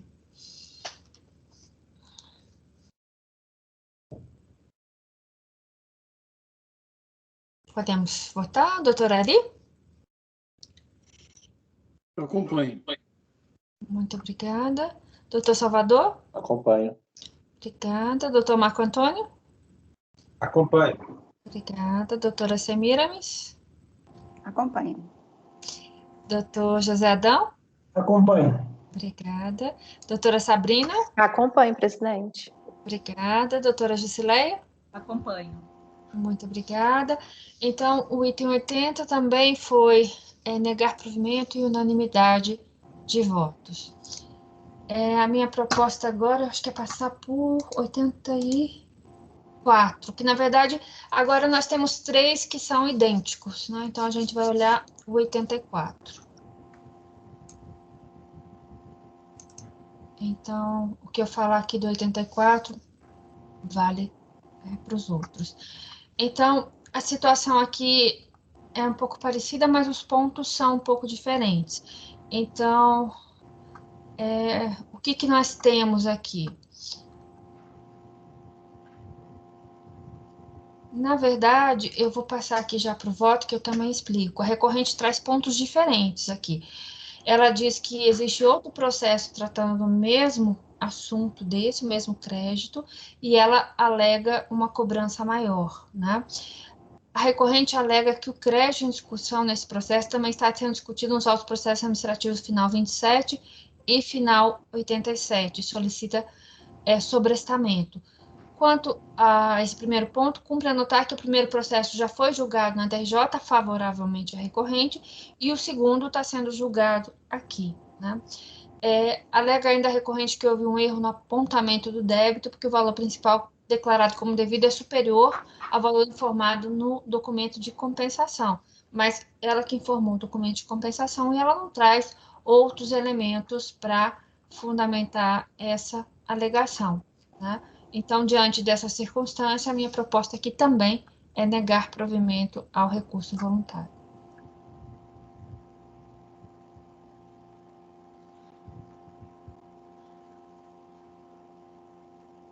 E aí, essa negativa de provimento, eu já proponho para os itens 82, 83 e 84, que são idênticos.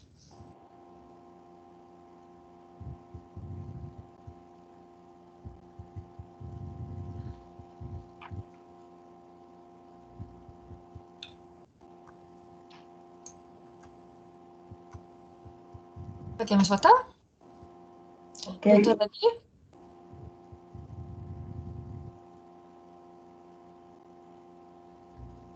Podemos.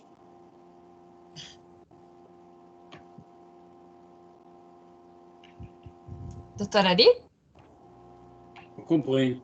Obrigada. Doutor Salvador? Acompanho. Obrigada. Doutor Marco Antônio? Também acompanho. Obrigada. Doutora Semiramis? Acompanho. Obrigada. Doutor José Adão? Acompanho.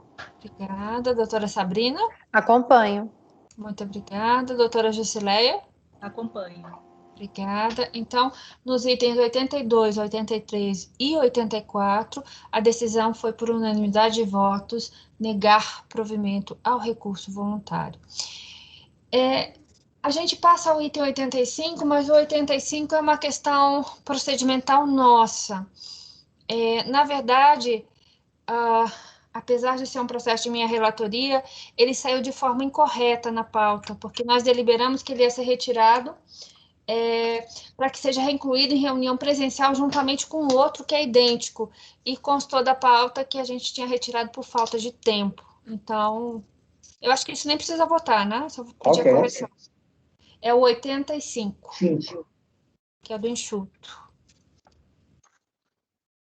Então, é só consigno que a gente vai corrigir, ou que vai colocar corretamente nessa pauta. Eu acho melhor colocar aqui de uma vez. Que tem que corrigir, né? Sim. Melhor do que corrigir a ata do mês passado. Dá um... Mas a turma tem que julgar essa correção? Não, na verdade a gente vai só registrar correto agora. Mas aí tem que alterar a ata, registrar de novo. Então, como realmente sobraram processos, não prejudica ele ter sido anotado como... Porque ele ficou por falta de tempo, quando na verdade não era isso, né? Então, não tem problema se a gente anotar agora que ele deve ser julgado com outro. Então, essa é a minha proposta. E aí a gente passa para o item 86, que eu acho que é um pouco parecido com o do município que o Ari julgou. Então, minha proposta agora é ir para o 86. Presidente, esse do julgamento presencial é 85, né? 85. E o registro é retirado de pauta para julgamento presencial? Deixa eu ver o que eu anotei aqui. Em virtude da conexão com o outro, é isso? Retirado de pauta para que seja reincluído em reunião presencial, juntamente com o processo número tal. Aqui não tem como passar pelo chat, não já passava. Com o processo número tal. Você quer que eu fale? Pode falar, por favor. Juntamente, vou começar de novo. Retirada de pauta para que seja reincluído em reunião presencial, juntamente com o processo número 10.830.0281/2001-67, em razão de conexão. Era isso que a gente tinha deliberado outra vez.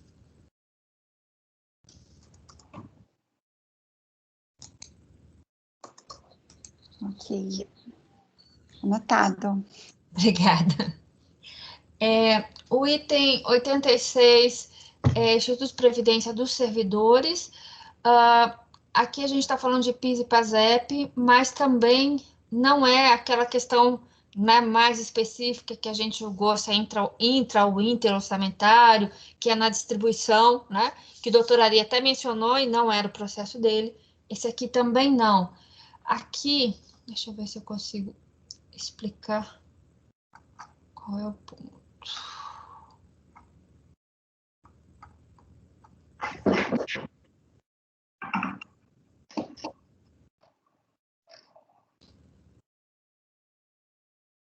Aqui, eu só vou explicar e eu volto ao início do relatório.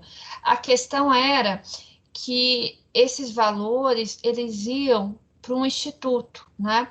E aí, não é intra-orçamentário, é interorçamentário e tem que recolher. Então, eles ficam no IPSEMG, que é um instituto específico para gerir essa previdência. Então, o ponto é esse. Mas eu explico melhor e eu vou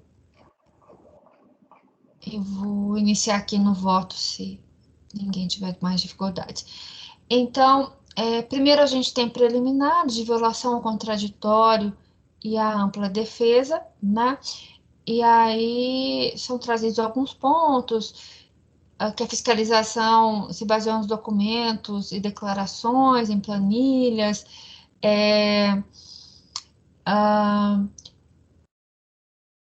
que ela não teria indicado de maneira clara, mas o auto de infração é bastante claro, né, objeto de autuação, e deu plenas condições para a defesa da recorrente, né, o que se verificou tanto na manifestação de inconformidade, na impugnação, quanto no recurso voluntário. Então, foram elaborados com aprofundamento nas questões de fato e direito próprios de quem tem conhecimento exato das acusações, e isso é verificável nos autos. Então, eu afasto preliminar de nulidade.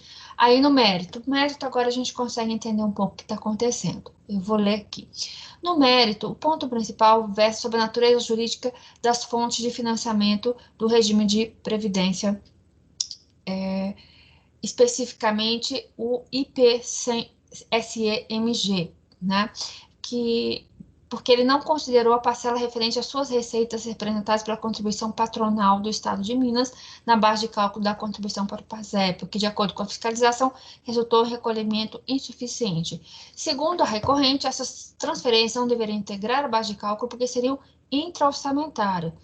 Entendimento físico seriam transferências para outra pessoa jurídica, e é o que eu penso também. Se tem um instituto com personalidade jurídica, não é intra-orçamentária, que é o IPSMG, que é uma autarquia federal, portanto, outra pessoa jurídica de direito público, descaracterizando, portanto, a transferência intra-orçamentária. Trata-se, conforme se conclui na decisão de PIS, uma transferência corrente. Dessa forma, por se tratar de uma transferência de receita de uma pessoa jurídica de direito público para outra, e não para um fundo, que como é a outra discussão, né, entendemos que não se trata de transferência intra-orçamentária e, consequentemente, pode ser incluída pelo IPSMG na base de cálculo da contribuição para o PASEP. Transcrevemos aqui, eu transcrevo a decisão de piso, mas é nesse sentido, e é o que eu adoto. A diferença aqui é que tem os conceitos, mas a gente já discutiu esses conceitos, né? O regime de previdência próprio, né? Porque aqui a gente está falando de serviço público, de autarquia federal, mas isso também não afasta a cobrança de PIS, PASEP. E aí eu trago toda a decisão recorrida que eu mantenho e a minha proposta, portanto, é negar provimento. Mas, só para deixar bem claro, o ponto principal aqui é esse. Há uma transferência de recurso patronal do Estado de Minas para uma autarquia federal. A fiscalização entendeu que tem o PASEP porque não é intra-orçamentária, e eu entendo da mesma forma, né? É diferente daquela outra conversa que a gente tem, que é dentro dos fundos, que, na verdade, no momento da transferência é uma relocação. Aqui não, é de uma pessoa para outra, isso é bem claro, no meu ponto de vista, e não dá para se dizer que é intra-orçamentário. Ela defende aqui que não se aplica multa de ofício, né? Mas é praticamente literal, né? Se ela deixou de pagar o tributo devido, entendendo que o tributo é devido, a lei determina, o artigo 44, 430, que seja aplicada a multa.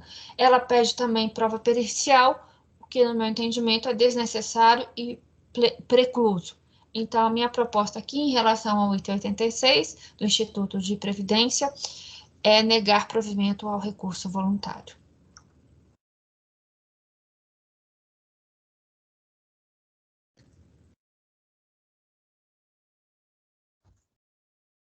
Vocês perdoem que demora um pouquinho para lembrar que é processo do mês passado. Eu até olhei ontem, mas você olha todos rápido também, a gente acaba tendo que ler um pouquinho. Podemos votar? Doutora Ari? Essa história de lembrar, eu estou passando por isso também. Não lembro muita coisa. Eu acompanho. Esses são todos do mês passado. Doutor Salvador? Esses negócios de intra-orçamentário, despesas correntes, receitas correntes, isso aí é muito de direito financeiro, né? É verdade. Eu acompanho. Obrigada. Doutor Marco Antônio? Também acompanho. Obrigada. Doutora Semiramis? Acompanho, presidente. Obrigada. Doutor José Adão? Acompanhe, presidente. Obrigada. Doutora Sabrina? Acompanho. Muito obrigada. Doutora Jusileia? Acompanho. Muito obrigada. Então, a decisão aqui também é por unanimidade de votos, negar provimento ao recurso voluntário. A gente tem mais um pouquinho de tempo, eu proponho que a gente passe para o item 87. Ver se eu lembro o que era.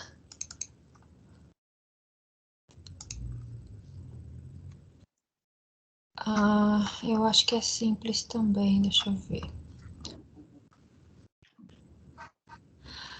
Sim.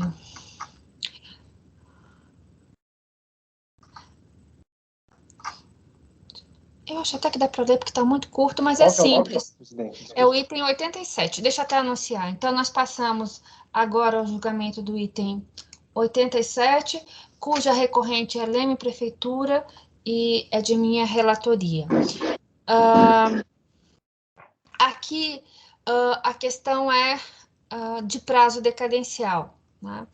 Então, eu vou aqui para a decisão recorrida e depois no voto também esclareço mais um pouco. mas a decisão recorrida foi, né, contrária à recorrente, porque entende que o direito do contribuinte pleitear a restituição de tributo pago indevidamente ou de compensar extingue-se após o transcurso do prazo de 5 anos contados da data do pagamento. Então, me parece que é algo, né, bem aceito, mas a recorrente ela está questionando, né? O que ela diz, e aqui está do meu voto. A recorrente questiona a data de início do prazo decadencial no caso de lei declarada inconstitucional.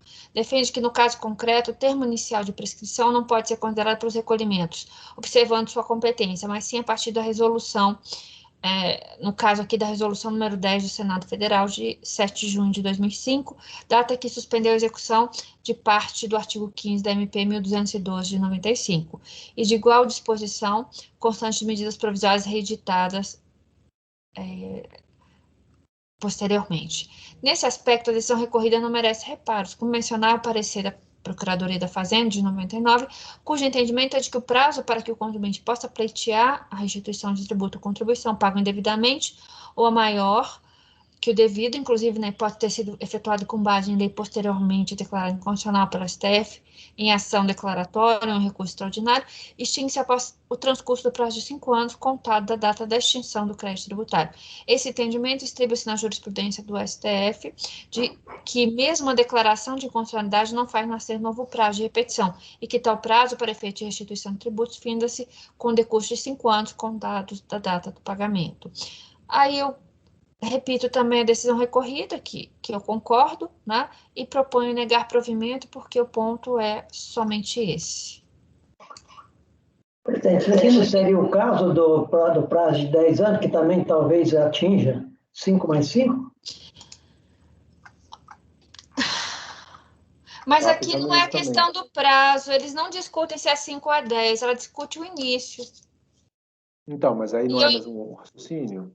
No início sim, mas o projeto é de 2000, o processo de 2010, né? O fatiador mais recente é 99, então talvez também por essa contagem, né? Também tenha decaído, então tem que confirmar a data do protocolo.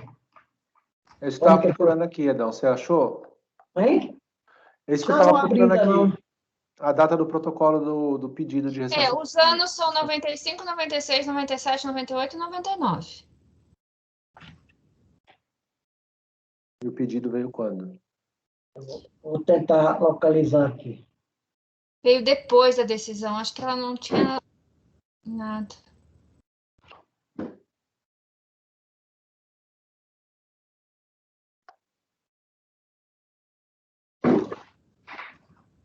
Porque como é pedido de restituição, né? Restituição sujeita por homologação. Uhum. Olha, ela foi cientificada de despacho decisório em 2012, então ela pediu depois do trânsito julgado.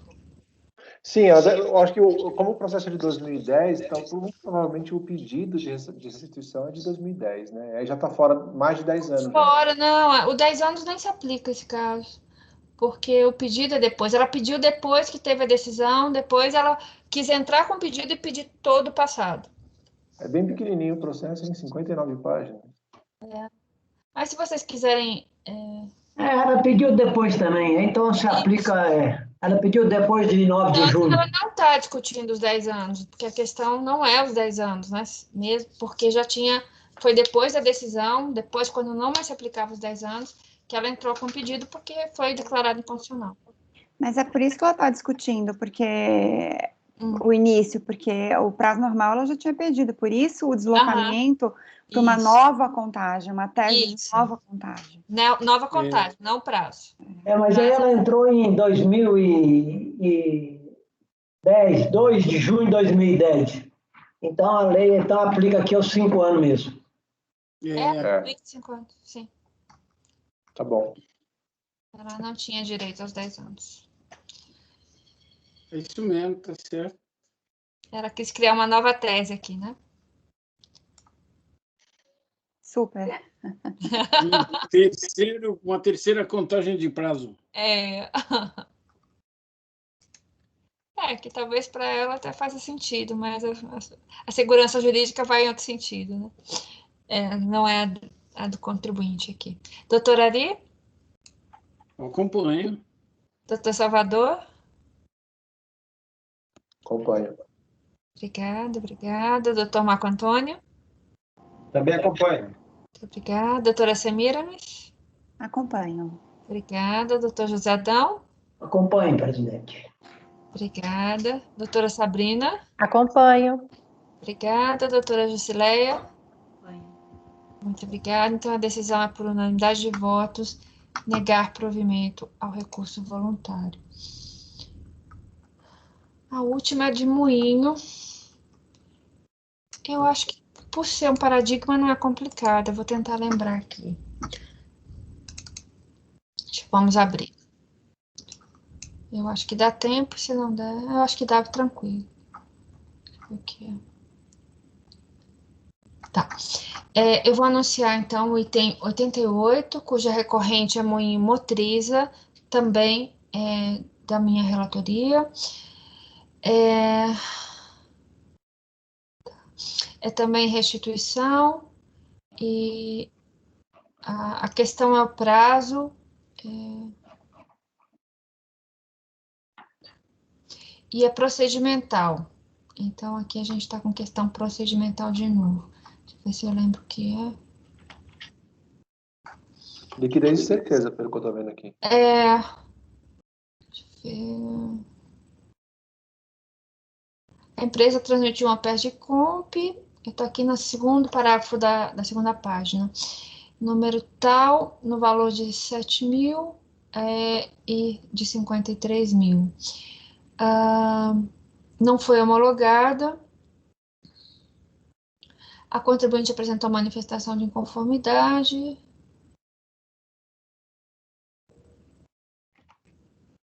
Não retificou a DCTF. Ela disse que errou. É isso mesmo, Ari, por favor, pode explicar.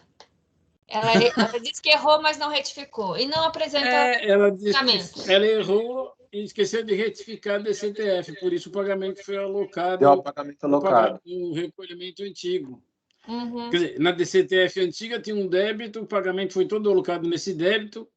Como ela não retificou, o pagamento ficou grudado lá. E aí ela retificou a DCTF depois do despacho decisório. Isso, ela retificou depois. Mas aí não tem nenhum documento comprobatório do crédito. Exatamente. É isso. Então, sendo assim, eu proponho manter a decisão recorrida e negar provimento ao recurso voluntário. Já está ficando clássica essa decisão nossa aqui. As minhas aqui. Porque não tem jeito. É isso mesmo. Tem jeito. Você acompanha? E esse é tudo repetitivo desse monte aqui até o 94? Aí a gente fecha bem. Fecha em dia já. Doutora Ari, você acompanha? Claro. Desculpa, Sim. não entendi. Doutor Salvador? Ela está alegando erro material do quê? Da DECOMP? Que ela errou na DECOMP? Ou na escrita? Ela fala que tem erro material cometido... Na DECOMP. Eis que se trata de mero erro de fato, o qual já foi sanado mediante retificação da... ela errou a DCTF, né? Só que ela retificou só depois. Ela errou a DCTF, transmitiu a DCTF, mas não comprovou. Não é. Eu acompanho. Isso. Ela deixou de retificar a DCTF equivocadamente. O equívoco também é esse. E aí ela faz uma DCTF depois da decisão do despacho decisório. E sem aí documento. Tá diligência, sem documento nenhum. Eu acompanho, tá? Obrigada. Ela quer diligência para a Receita descobrir o direito dela. Exatamente. Doutor Marco Antônio? Acompanho a relatora. Obrigada. Doutora Semiramis? Acompanho. Obrigada. Doutor José Adão? Também acompanho. Obrigada. Doutora Sabrina? Acompanho. Obrigada. Doutora Jusileia? Acompanho, presidente. Obrigada. Então, a decisão é por unanimidade de votos negar provimento ao recurso voluntário. Aqui a gente tem repetitivo. E só lembrando que o pessoal tem me cobrado, eu coloquei aqui, eu trouxe o relatório da decisão recorrida, mas eu vou ter que refazer e resumir para ficar um relatório que sirva para todos, né? Eles têm pedido muito para a gente fazer isso. Então, eu trouxe ele completo para a gente considerar aqui, mas depois eu vou ter que fazer um resumo. Vou te falar que isso é tão difícil de fazer, viu? Pois é, e o completo É chato. cumpre, né? Mas tem que fazer. Ele não é para ter nenhuma citação de folha, nenhuma citação que não se aplique a todos. Então, a nossa decisão foi por unanimidade de votos no 88, negar provimento, e o 88 ele é um paradigma dos itens 89 a 94.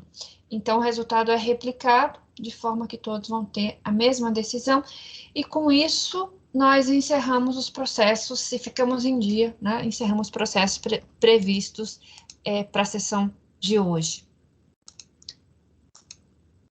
Então, parabéns a todos, aí conseguimos, essa fase está vencida. Eu peço, por favor, que interrompam as gravações. Presidente, o item 77 foi junto com 78, não é isso? Foi. Não é 76? 77 foi julgado junto com 78? Não, é 76 e 77. E o 78 foi individual, né? Foi individual. Uhum. Ah, tá, ok. Obrigada, então. Pode encerrar a gravação? Pode, por favor. Somente.